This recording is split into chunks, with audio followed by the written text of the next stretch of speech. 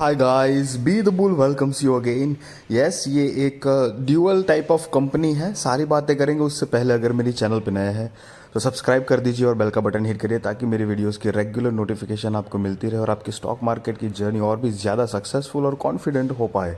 अगर कंपनी के market capitalisation की बात करें तो 26,523 करोड़ की मार्केट कैपिटलाइजेशन है। फेस वैल्यू 10 की है। करंट प्राइस 2010 का है और 52 वीक हाई जो है वो 2359 का है। इनफैक्ट ये एक्चुअली कंपनी का ऑल टाइम हाई ही है। कुछ टाइम पहले ही मतलब मंथ्स एगो मतलब फ्यू मंथ्स एगो कंपनी ने अपना ऑल टाइम हाई टच किया था। प्रमोटर्स की भी होल्डिंग की बात करें जहां पर तो दिसंबर 2022 के हिसाब से प्रमोटर्स है 72.90% के आसपास। एफ भी करीब 3.95% के आसपास है। डी अगर है तो वो 8.49% का स्टेक रखते हैं और पब्लिक की बात करें तो 12.99% का स्टेक रखते हैं। अदर्स की बात करें तो 1.67% है। यहाँ पर एक बहुत ही इम्पोर्टेंट नोटिसेबल चीज़ देखने लायक है कि अगर हम जून 2020 से प्रमोटर्स की होल्डिंग देखेंगे तो वो थी 40.25% थी, जो कि धीरे धीरे कम हो रही थी और मार्च 2022 में कम होकर 28.10% की प्रमोटर्स की स्टेक थी। लेकिन जून 2022 में प्रमोटर्स की होल्डिंग अचानक से बहुत इंक्रीज हुई है, 72.90 हुई है। एक्चुअली कंपनी ने मर्जर ये किया है, कंपनी ड्यूअल है अभी। एस्कॉर्ट और कुबोटा भी एक अलग कंपनी है और एस्कॉर्ट अलग कंपनी है, तो दोनों का मतलब अभी मर्जर हुआ है, कंबाइन है, तो स्टेक उन्होंने वापस गेन कर लिए है। सितंबर 2012 के हिसाब से कंपनी का सेल की बात करें तो वो भी 4,000 करोड़ के आसपास था, जो कि बढ़कर ट्रेलिंग 12 मंथ्स का हो चुका है 7,794 करोड़। तो सेल्स के मामले में भी कंपनी काफ़ी अच्छा प्रोग्रेस कर रही है। वहीं पर सब कुछ एक्सपेंसेस, बोरोइंग्स, एवरीथिंग अगर डिडक्ट करने के बाद प्रॉफिट आफ्टर टैक्स मतलब नेट प्रॉफिट की बात करें तो 73 करोड़ था, जो कि कंपनी का अभी का रिसेंटली अगर बात करें तो 6 ट्रेलिंग 12 मंथ्स की बात करें तो 623 करोड़ के आसपास जनरेट कर पा रही है।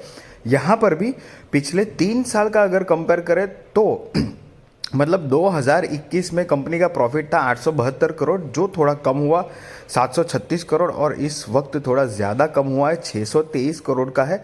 तो ये एक पॉइंट थोड़ा नोटिस करने लायक है। हालांकि कंपनी बुरी नहीं है, बहुत सालों से कंपनी मार्केट में अवेलेबल है, तो ट्रस्टेड तो है। कंपनी के रिजर्व्स की भी बात करें तो अभी 2022 के हिसाब से 7,746 करोड़ का कंपनी का रिजर्व्स है।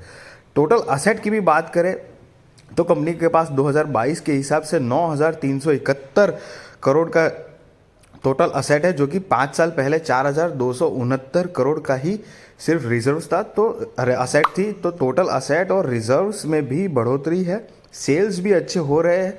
लेकिन नेट प्रॉफिट की बात करें तो वो कंपेरेटिवली डेफिनेटली उसके ऊपर थोड़ा सा रिडक्शन है। हालांकि नेट प्रॉफिट जनरेट कर ही रही है। कंपनी देखो बहुत पुरानी है, तो वो एक ट्रस्टेड बात ज़रूर है। कंपनी की लॉन्ग टर्म बोरोइंग की बात करें तो 5 साल पहले 13 करोड़ के आसपास थी, जो कि कम होकर जीरो है अभी।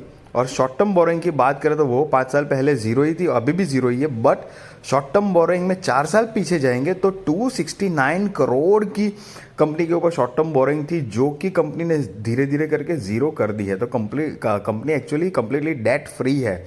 तो डेट फ्री कंपनी है, कंपनी के रिजर्व्स भी बढ़ रहे हैं, असेट भी बढ़ रही है। कंपनी ने कुबोटा करके जो कंपनी है उसके साथ अभी दोनों जॉइंट बिजनेस में है। मतलब उन्हें जैसे हमारे यहाँ पे मारुति सुजुकी है, तो मारुति इंडियन कंपनी है, सुजुकी जापान की कंपनी है, तो उसी तरह की बात है कि कुबोटा जो है वो बाहर की देश की कंपनी है, एस्कॉर्ट जो है वो यहाँ की कंपनी है। तो उन्होंने दोनों ने टाइप करके बिजनेस कर रहे हैं, तो उसी के हिसाब से कंपनी के प्रमोटर्स ने अपने स्टेक जो है वो भी वापस इंक्रीज करके गेन करके 72 वाली पोजीशन पे लाए हुए हैं।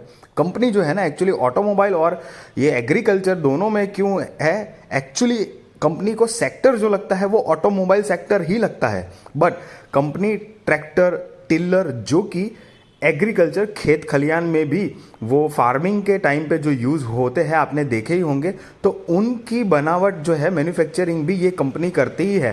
तो असल में वो मैन्युफैक्चर वो सेक्टर तो ऑटोमोबाइल हो गया, लेकिन काम एग्रीकल्चर में भी आता है। और कंपनी का रेलवे सेक्टर में भी मतलब काम है, उसमें भी कंपनी का इन्वॉल्वमेंट है। तो एक तरह से काफ़ी अच्छी नॉन पुरानी कंपनी है। आप देख सकते हैं 1995 से मार्केट में अवेलेबल है। तो हालांकि कंपनी का जो ये है प्रोग्रेस जो है वो थोड़ा सा स्लो आपको दिखाई दे रहा है। डेफिनेटली चार्ट पैटर्न की अगर बात करेंगे तो चार्ट पे आप बहुत खूब देख सकते हैं कि थोड़ा सा जिगजैग भी है, माने करेक्शन के दौर पे थोड़ा सा एक समझो कि 30% ऐसा तो करेक्ट कहीं नहीं गया मतलब।